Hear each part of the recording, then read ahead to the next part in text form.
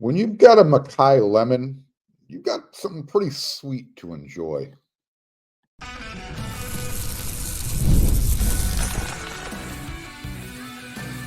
You are Locked On Trojans, your daily podcast on the USC Trojans, part of the Locked On Podcast Network, your team every day.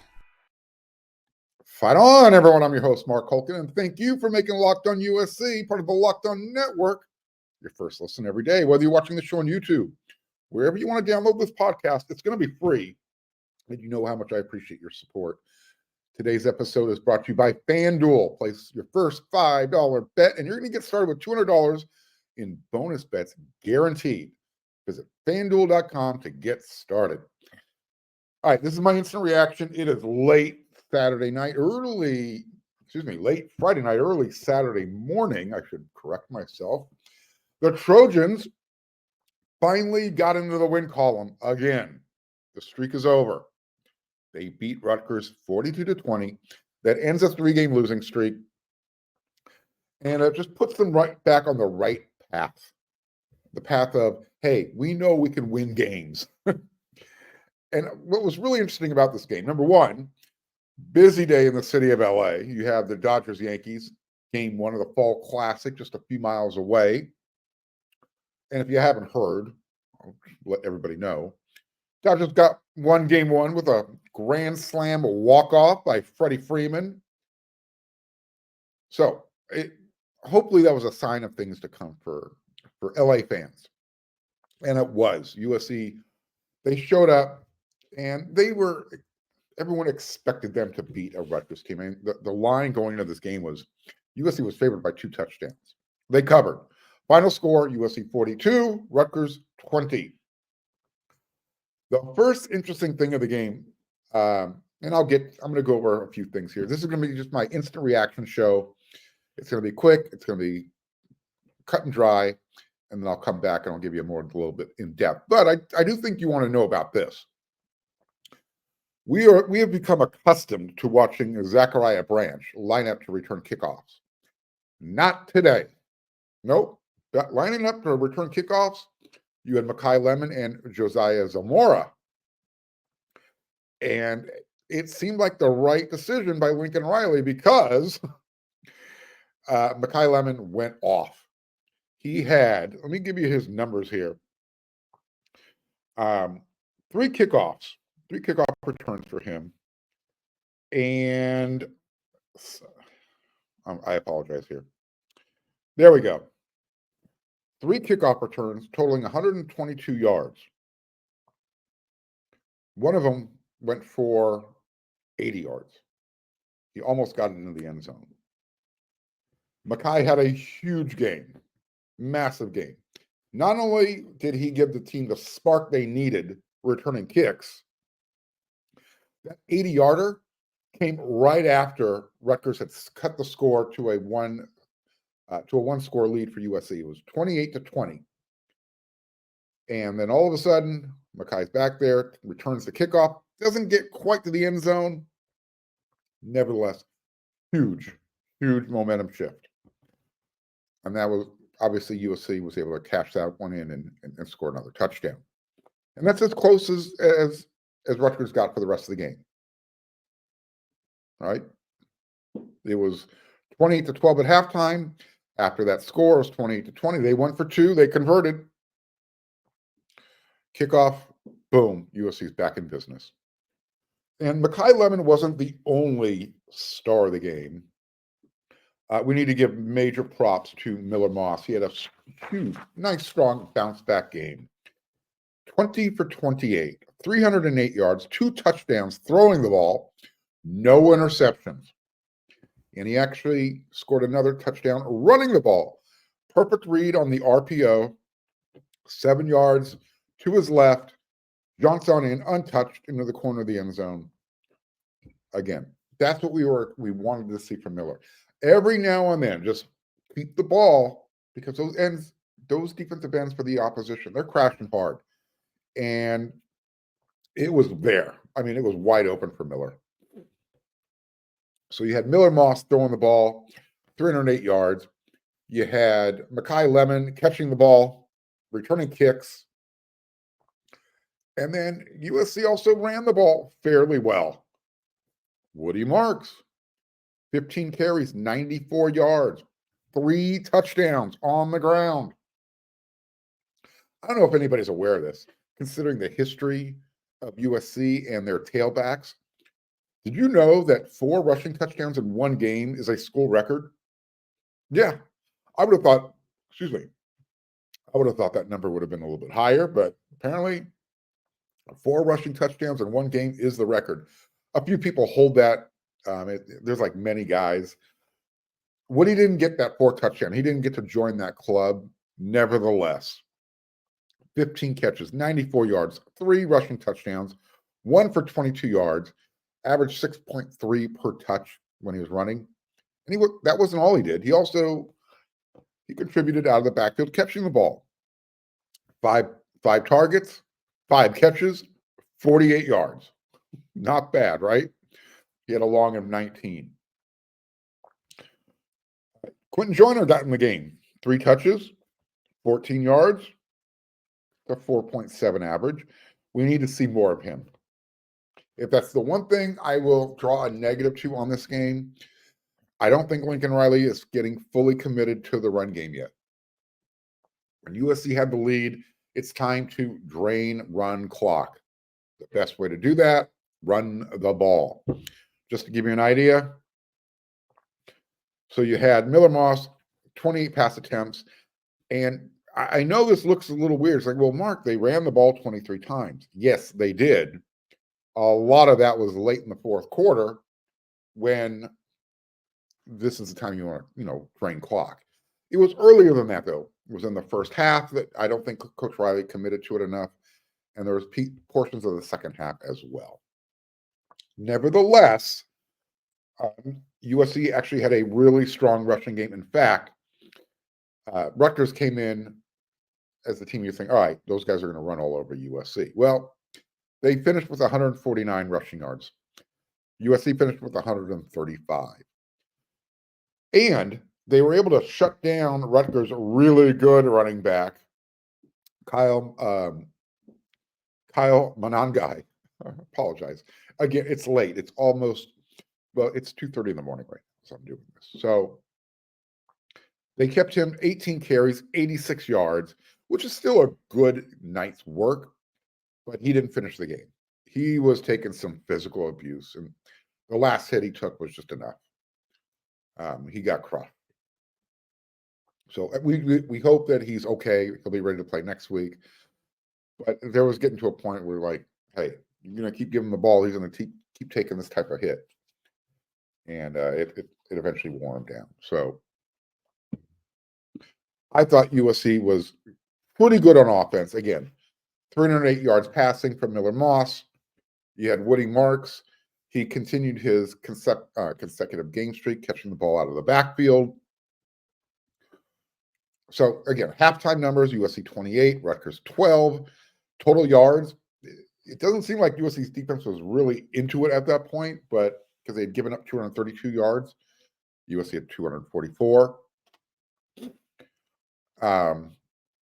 It was 3rd down conversions. USC couldn't get off the field. Rutgers was 5 for 10 in the first half. USC was pretty good. They only had 2 3rd down attempts. They converted both. What was really nice is USC had 4 offensive possessions. They scored touchdowns on each one in that first half. What else did they do? Oh, if we want to talk about the defense real quickly, 4 sacks on the night. Yeah, I'll take that.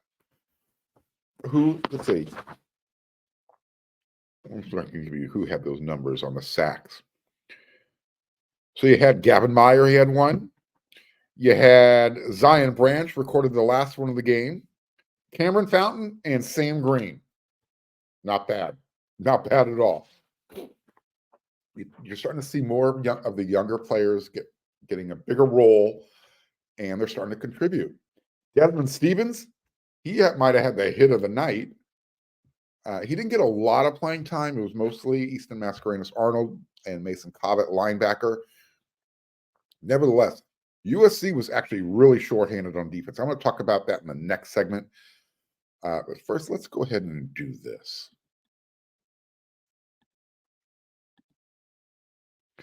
Prize Picks is the best place to get real money sports action. With over 10 million members and billions, that's with a B, of dollars awarded in winnings, Prize Picks has made daily fantasy sports accessible to all. All you have to do is pick more or less on at least 2 players, and you've got a shot to win up to 100 times your cash. Run your game all season on Prize Picks.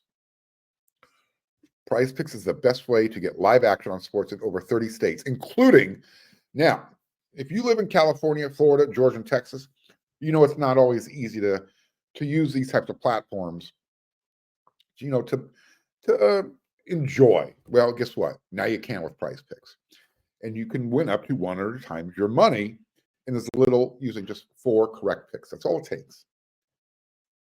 And Prize Picks is going to put their members first. What's really nice about these guys, your withdrawals are fast, safe, and secure. In fact, when your picks hit, you're going to get your money in as quick as 15 minutes. No waiting. Right back into your bank account. Sign up today and you're going to get $50 instantly when you play $5.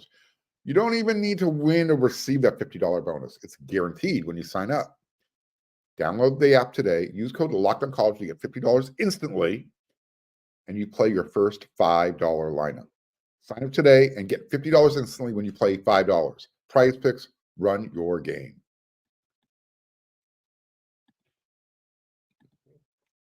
I mentioned at the end of the first segment that USC was playing this game shorthanded on the defensive side of the ball.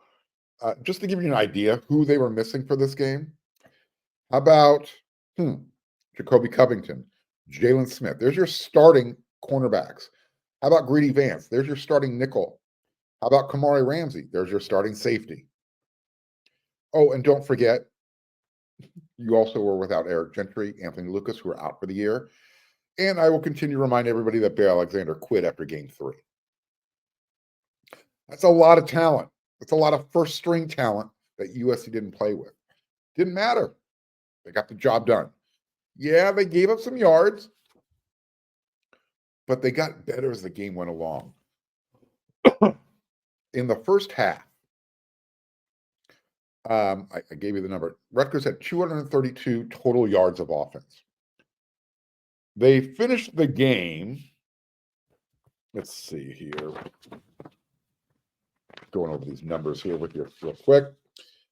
434 yards. USC finished with 443. So Rutgers had to pass the ball a lot more than they probably wanted to. But that's because USC's run defense was really stout when they needed to be. They gave up a couple of big runs, but nothing like, you saw against Michigan or Minnesota, those games that they lost. USC's defense looked very similar to how they played against Penn State. We know how that game ended. This time, again, USC was able to find a way to win. So you give credit to the coaching staff getting these guys ready. They were on a short week. Bryson Shaw came in at safety, did a really nice job. Zion Branch, I mentioned he had the sack. He also is still getting better in pass coverage. We got really lucky on one play. Probably because I saw the worst deep ball throw of a college quarterback in the history of my lifetime. I'm exaggerating, but the guy was wide open running the post. And if the ball's on target, it's an easy touchdown. Fortunately, it wasn't. USC escaped. But again, up front, saw more Cameron Fountain. Got a lot more playing time. Recorded a sack. Sam Green starting to get a little bit more run at the other side, on the other side of the defensive line. And they just kept rotating guys in the middle who was available. Gavin Meyer, strong game. Jade Abasiri, Kobe Pepe, Elijah Hughes. The more these guys keep playing, the more confidence they're going to get, the better result you're going to get as well. So what was really nice is USC finally got some explosive plays on offense as well. I mentioned Makai Lemon.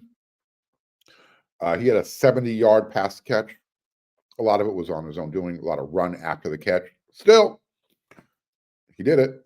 Give him credit. we were all anticipating, Zachariah Branch and Deuce Robinson and Jacoby Lane, who has really done a really good job this year. But it's turning out right now, these last couple of games, Makai Lemon is really carving out a role for himself. Kyle Ford had a great game. If you watched the game, you saw that touchdown. It was one of the more physical runs I've seen from a wide receiver. Kind of gave me a little flashback to Juju Schuster-Smith. He started off with a nice straight arm, and then when he got closer to the end zone, he dove. He just dove over the end line, sacrificed his body, scored the touchdown. Good to see. Eddie Traplisky, he only punted twice. Miller Moss had a punt, pinned them inside the 20-yard line. It was one of those quick kicks. This isn't the first time that Miller's punted. He used to do it in high school. He let us know that after the game. But again, this was just a really nice bounce-back win. USC has lost 4 games by a total of 14 points. And it seemed like they were finding a new way to lose each game. And you started to get a little bit of sense of that when Rutgers was able to come back in the third quarter, score that touchdown to make it 20-20. You're thinking, all right, here we go again. He says, I was. All of a sudden, Makai Lemon goes back there to return the kick. I'm like, all right, we're going to be okay. We're going to be okay. So the team hasn't stopped believing. We heard him in the locker room after the game. They were, singing the Fight On for USC. I think they got it in there twice. They were having a good time. They deserved it. They needed that. Offensive line, they protected Miller. No sacks. Really nice job. Really nice job. Miller had time tonight to stand in the pocket, move around, find the guys open downfield. I mean, I think he was averaging 11 yards per pass attempt. Rutgers, they threw the ball a lot, but I think their average yards per attempt was like 6.7. All right. I can live with that. Penalty situation, again, terrible. The big conference officiating is just bad. Just bad. I don't know what to say about it. They're horrible. Terrible. I was waiting to go in for the post-game presser, and one of them walked by on their, leaving the stadium. He was wearing a Southwest, an SWAC SWAC. I don't know if it was just a jacket he owned, but if that's the level of officiating the Big is using, they got a lot of work to do ahead of them. A lot of work. Yeah, some really bad calls in this game, but USC was able to overcome them. I mean, you look at Rutgers, they had 4 penalties, total of 9 yards. Great day, right? But that's how it works out sometimes. USC, what were theirs? 5 for 43. The pass interference calls were just really hard to figure out. Whatever. Everybody who played contributed. Jaden Mayaba got in the game late, ran the ball one time, 13 yards, no throws. We're going to see, how this plays out for the rest of the year. But USC is even the record. They're 4-4, 2-4 in conference now. Next week at Washington. Should be okay. Washington's not a really good team. Still, Seattle is not an easy place to play. Husky Stadium, when it gets loud, difficult place. Difficult place to play. We've got one more quick segment to do, and then we're going to get out of here.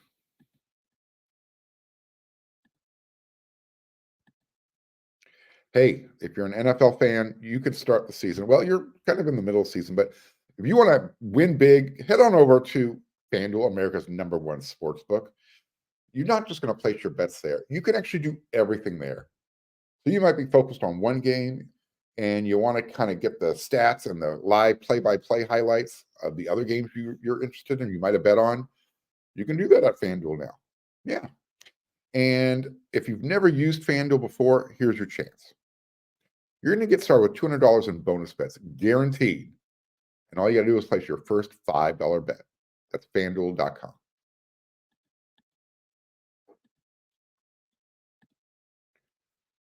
All right, so USC, really good game.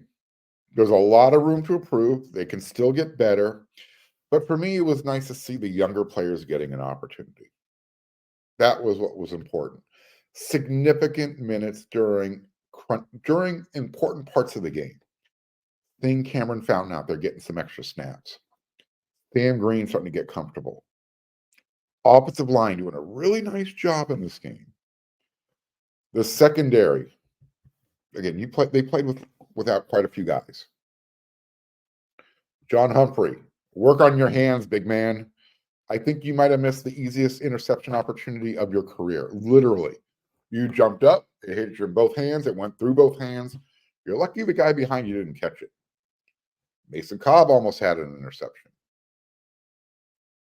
I talked about Desmond Stevens out there. Laid a good pop on somebody. Bryson Shaw. He's not one of the younger guys, but he had a nice, solid game. Really solid game. Eddie Traplisky, when he got in there to punt, did what he does best. But what really impressed me was seeing Makai Lemon just play with the confidence that he has. And they were able to do it without getting any contribution from Deuce Robinson. By the way, Deuce, the ball might have been slightly underthrown. You got to catch that ball. I'm sorry, man. These are too many games where you're not using your body and bringing in catches you should catch. Jacoby Lane had a very quiet game. What were his numbers? I apologize here. Trying to read off the stat sheet. He was targeted 3 times, 2 catches, 18 yards. 6 yards after the catch. All right. I mentioned Kyle Ford, Woody Marks. Lake McCree, big catch, only had 1. He had a really nice block, though. A really nice block. The stuff that doesn't show up on the stat sheets is where Lake McCree really helps out a lot. So what else can we talk about? Quentin Joyner, he needs some more touches. He just does. This comes back to where Lincoln Riley needs to commit to the run game more often, especially early in the game, first half. There was one clock management question I had. It was towards the end of the first half, and Rutgers had the ball, minimal gain on first down, minute 45 left, and Coach Riley is calling a timeout. You think you're going to get the ball back? Okay, I guess. Just didn't seem like the right time to call a timeout. Now, he did challenge a call late in the game. It was incorrect, unfortunately. But again, this is where Coach Riley can continue to get better with his clock management. When you're running the ball as well as USC does, keep running the ball. I'm not saying don't throw it at all. Still, you gotta lean into it. Teams gain confidence when they can watch their offensive line dominate in the trenches. It's a mindset. And if you're going to play in the big conference, you have to have that mindset. Sometimes I'm wondering. All right. I'm going to be back with another episode. I'm going to go much more in depth into this game. It's late Saturday, Friday night, early Saturday morning. I'm starting to ramble and babble a little bit. So until that next episode, everyone, you know what to do. But you know what? I should remind everybody, just to remind everybody, USC won 42-20. They looked really good. And you got maybe the loudest cheer of the night, second loudest cheer of the night. Freddie Freeman, walk-off grand slam home run. Dodgers defeat the Yankees in Game 1 for the World Series 6-3. One extra innings. All right. Fight on USC. Go Dodger Blue. I'll see you on the next episode of Locked On USC.